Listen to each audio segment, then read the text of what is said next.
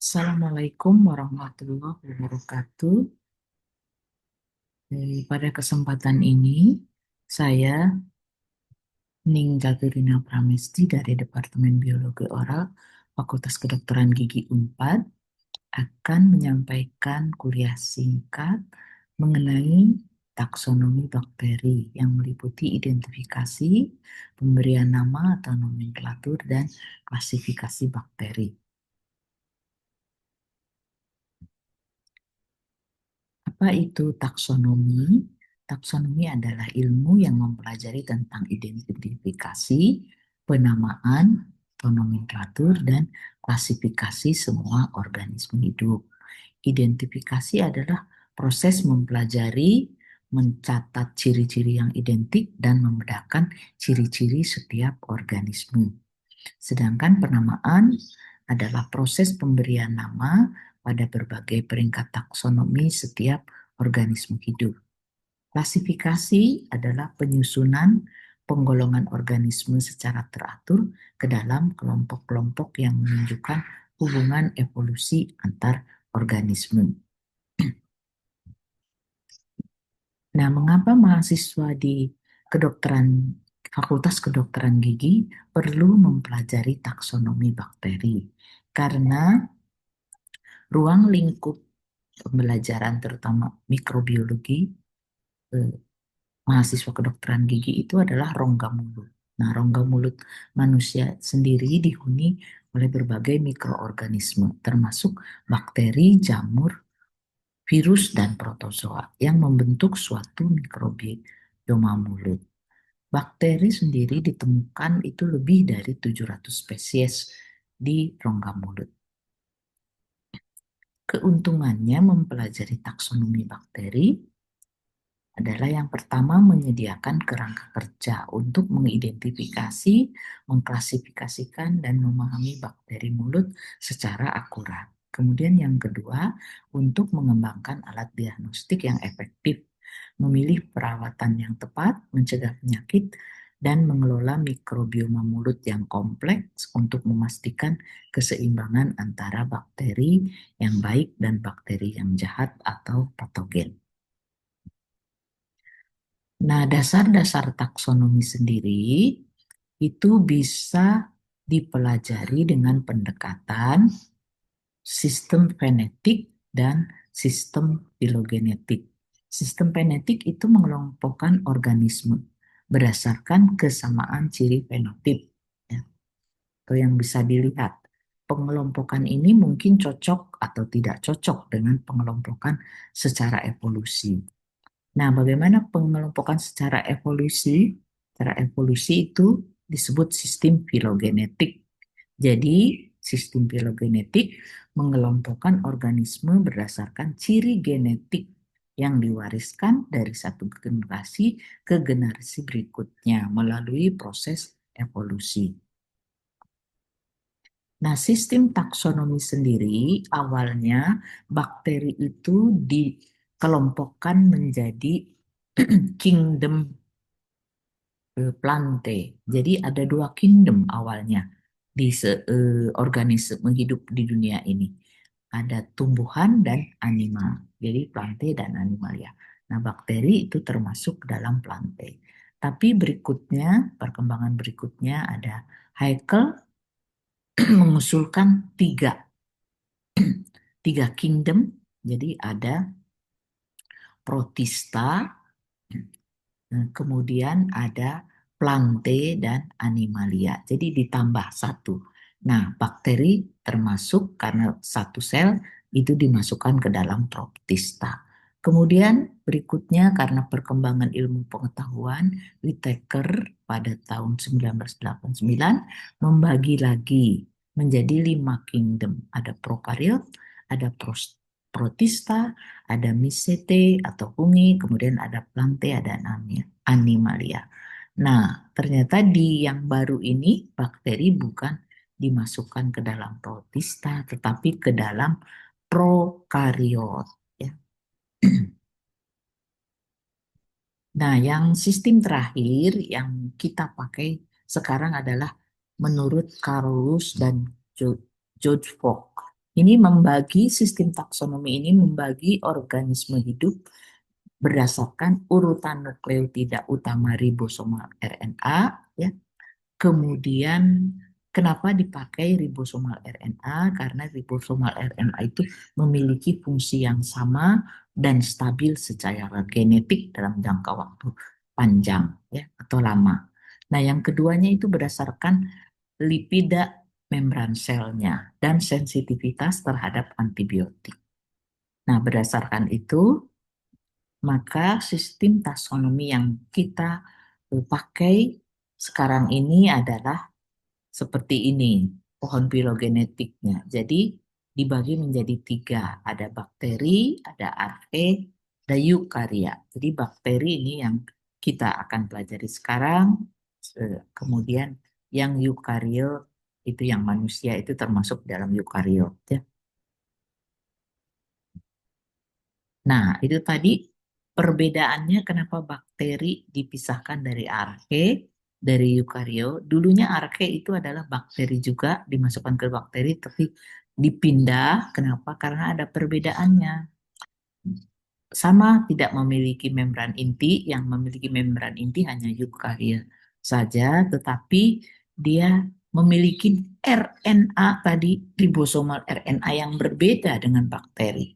Begitu juga dengan eukariot. Jadi ini yang membedakannya, sehingga tadi dibagi menjadi tiga kingdom. Dan yang lainnya adalah ini komponen dari membran selnya, ya. Ada peptidoglikan, ada juga lipidanya. Nah, dari eh, pengelompokan tadi, maka satu domain organisme itu mempunyai hierarki. Domainnya itu mempunyai kelompok-kelompok kecil lagi. Jadi dari domain itu tadi terdiri dari tiga domain. Masing-masing domain mempunyai beberapa film. Jadi film itu apa? Adalah garis keturunan utama secara evolusioner dalam bakteri, ya. Kemudian beberapa film dibagi lagi menjadi beberapa kelas, ya.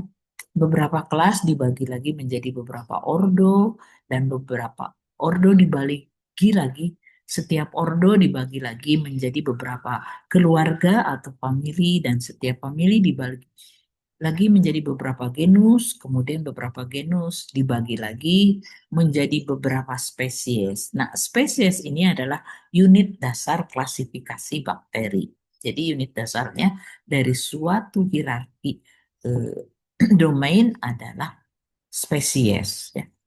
Nah, spesies ini memiliki kesamaan genetik yang tinggi. Jadi menampilkan grup strain atau galur yang memiliki kesamaan genetik yang tinggi. Jadi di dalam spesies ada hierarki lagi, tetapi bukan unit dasar terkecil dari klasifikasi. Jadi di sini hanya ada variasi genetik saja dalam spesies. Jadi itu disebut strain atau bahasa Indonesianya galur, ya. Misalkan ada eh, bunga mawar berwarna merah, satu lagi bunga mawar berwarna putih. Jadi sama-sama spesies bunga mawar, tetapi variasi genetiknya satu menampilkan warna putih bunganya dan satu lagi menampilkan warna merah, ya. Nah, untuk melakukan klasifikasi organisme, jadi kalau kita mengisolasi suatu bakteri dari lingkungan atau tadi dari rongga mulut, ingin mengetahui dari kelompok mana dia berada, maka kita harus melakukan identifikasi. Nah, identifikasi ini nanti akan mengarahkan, metodenya akan mengarahkan klasifikasi ke mana bakteri itu akan berada, ya. Misal, nah, secara umum identifikasi bakteri ini memiliki tiga cara atau tiga metode. Ada fenotipik metode, genotipik metode, dan kemotaksonomik metode. Yang fenotipik metode itu konvensional, cara konvensional. Jadi kita mengamati bakteri di bawah mikroskop karena kecil ya kalau secara langsung kasat mata. Jadi kita menggunakan bantuan mikroskop. Bagaimana bentuk selnya? Apakah kokus atau basil atau spirillum? Berapa ukurannya? Bagaimana arrangement atau pengaturan selnya? Apakah bentuk chain? Kalau kokus chain misalkan disebut streptococcus. Kalau bentuk kokus tapi bentuk seperti anggur atau cluster disebut staphylococcus. Atau dia memiliki struktur khusus. Misalkan ada flagella, ada pili. Nah, bisa juga pengelompokan berdasarkan penarikan warna pada saat dilakukan pewarnaan. Nah, pewarnaan yang umum dilakukan itu adalah gram staining. Jadi kita bisa membagi nanti ada bakteri golongan gram positif, misalkan gram positif kokus atau gram negatif batang. Jadi berdasarkan hasil pewarnaannya. Ada juga berdasarkan karakteristik kulturnya. Jadi nanti kita eh, bakteri yang kita isolasi ditumbuhkan di dalam medium kultur. Kita lihat koloni yang tumbuhnya. Apakah dia koloninya bentuk bulat pinggirannya atau bergerigi atau ada reaksi dengan sekitar dengan mediumnya, misalkan jadi terjadi hemolisis di pinggirannya ya atau memproduksi enzim tertentu misalkan pada reaksi biokimia atau kemampuan fermentasi gula misalkan ya, pola fermentasinya. Nah, yang kedua adalah metode genotipik. Metode genotipik ini dianggap lebih akurat dari metode fenotipik ya. Nah, ini misalkan berdasarkan persentase kandungan basa nitrogen dari GC-nya. Kenapa lebih akurat metode genotipik? Karena metode genotipik itu cenderung melihat dari DNA atau RNA-nya. RNA dari bakteri atau DNA bakteri. Tadi sudah dikatakan bahwa DNA atau RNA materi RNA itu cenderung stabil atau tidak berubah dalam jangka waktu yang lama. Sehingga kalau kita eh, adakan pengamatan, nah, itu memberikan pengamatan hasil yang akurat dibandingkan metode fenotipik. Ya. Nah, ini yang 16 sRNA itu kita bisa langsung hasilnya bisa membedakan apakah yang diisolasi itu bakteri, arke, atau eukaria. Dan sekarang banyak lagi ini yang whole genome sequencing itu bahkan dari tadi yang dikatakan 700 lebih bakteri di dalam rongga mulut itu bisa kita lakukan analisis dalam sekali run ya menggunakan itu menggunakan metode whole genome sequencing ya. Nah, metode yang ketiga kemotaksonomi. Ini sebenarnya metode eh, antara ya dari yang fenotipik dengan genotipik, tapi ini bisa juga untuk memverifikasi metode genotipik maupun metode fenotipik. Jadi ada komposisi berdasarkan komposisi dinding selnya, membran lipidnya, enzim dan proteinnya dari bakteri yang kita identifikasi. Nah, setelah identifikasi hasilnya sudah pasti, maka kita bisa memberi nama bakteri yang kita isolasi. Ya. Untuk memberikan nama bakteri yang kita isolasi tadi, kita tidak boleh memberi nama begitu saja, ya, tetapi harus berdasarkan ini International Code Nomenclature of Prokaryote. Jadi harus bagaimana? Yang pertama, nomenklaturnya itu harus terdiri dari dua nama atau binomial, dua kata ya, bukan dua nama. Dua kata, misalkan ini contohnya Escherichia coli. Jadi Escherichia-nya itu nama genusnya dan coli itu nama spesiesnya. Ya. Kemudian kalau kita mengisolasi bakteri yang baru sekali, misalkan bakterinya itu belum ada di bank gen bakteri ya, bang gen untuk bakteri. Setelah kita periksa, oh ini belum ada, ternyata bisa kita memberi nama, tetapi harus dipublish dulu.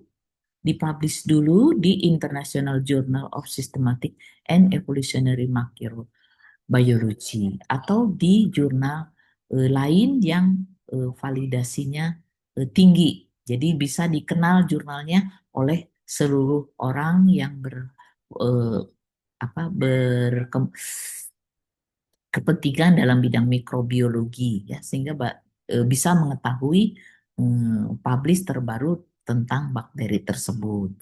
Tetapi kalau sama kita tidak, maka nama valid yang untuk bakteri yang kita isolasi tadi harus nama publish yang pertama. Tidak boleh membuat nama sendiri. Jadi kalau sudah ada di bank gennya, oh ini namanya ini berdasarkan ciri-ciri yang sudah diidentifikasi tadi, kita harus berikan nama yang sudah ada tadi pertama. Jadi paling yang menama itu nama yang pertama ya. Kemudian untuk yang nama, kalau tadi kita mengisolasi atau dapat mengidentifikasi bakteri yang baru pertama ditemukan, bisa memberikan nama dari nama kita atau dari nama daerah kita menemukan ya. Misalkan dari Jawa, Javanicus misalkan ya. Atau ini nama sendiri ya. Misalkan ada Jonesy, ini Smithy, atau tadi ada Daniel Salmonella itu ya, Salmonella tipi. Nah, Salmonellanya itu berasal dari generic name dari Daniel Salmon yang menemukannya di salmonnya. Kemudian kalau kita ada subspesies, maka ditulis 3 nama ya. Misalkan ini Bacillus cereus subspesies ditulis Mycoides. Mycoides adalah nama subspesiesnya. Ada juga nama yang bukan subspesies tapi dia strain misalkan yang dibuat di laboratorium ya. Misalkan ini ada Escherichia coli Q12 atau Q12, maka yang ditulis miring hanya Escherichia coli-nya saja. K12-nya tetap ditulis eh, tegak ya.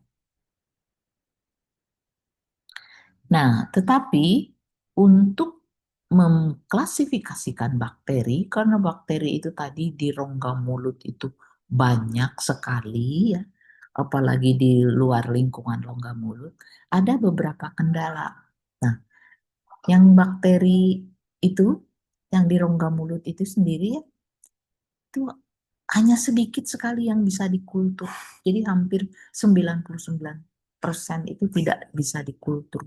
Sehingga itu membatasi untuk terutama untuk metode fenotipik untuk mengidentifikasi bakteri ya.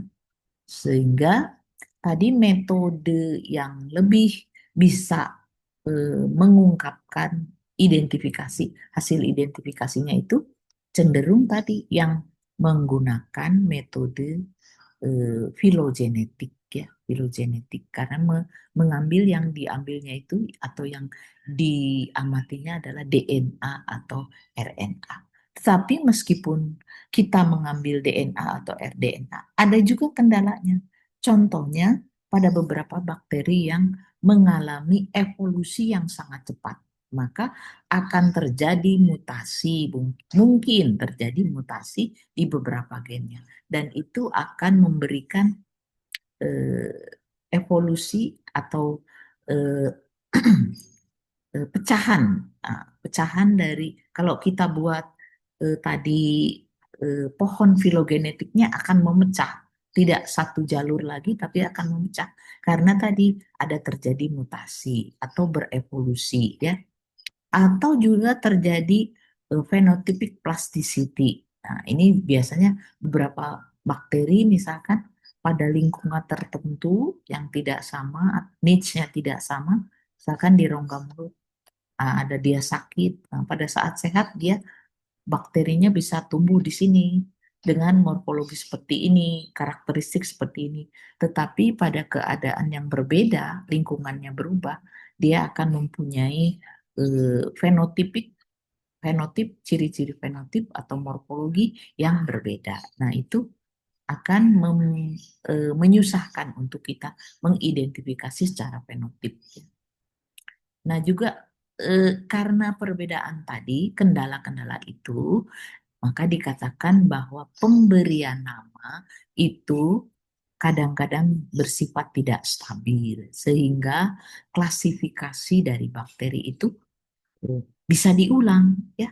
Misalkan orang satu dia menamakan Escherichia coli ini subspesies A misalkan, tapi di tempat lain menjadi Escherichia coli subspesies B karena lingkungannya tadi berbeda misalkan. Jadi terjadi phenotypic plasticity misalkan.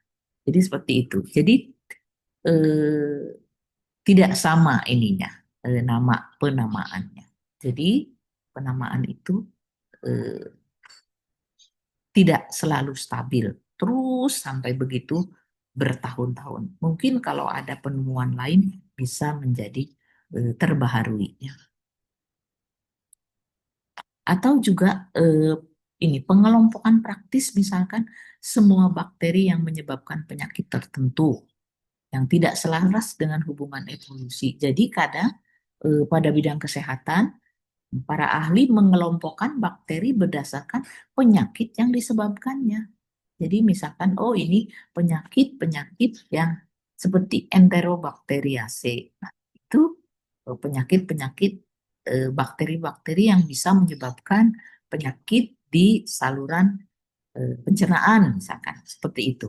Ya, nah, tetapi ternyata setelah dilihat ada juga kalau dilihat secara genetiknya tidak semua bakteri yang terlibat dalam tadi bisa menimbulkan penyakit pencernaan itu mempunyai hubungan evolusi. Jadi itu disebabkan tadi karena adanya eh, perbedaan filogenetik klasifikasi dengan klasifikasi sebagai bakteri penyebab penyakit. Nah, ini pustaka yang saya gunakan untuk memberikan kuliah ini, tetapi eh, bisa juga dicari di sumber-sumber yang lain. Hmm. Untuk hari ini, sekian dulu kuliah dari saya. Terima kasih. Assalamualaikum warahmatullahi wabarakatuh.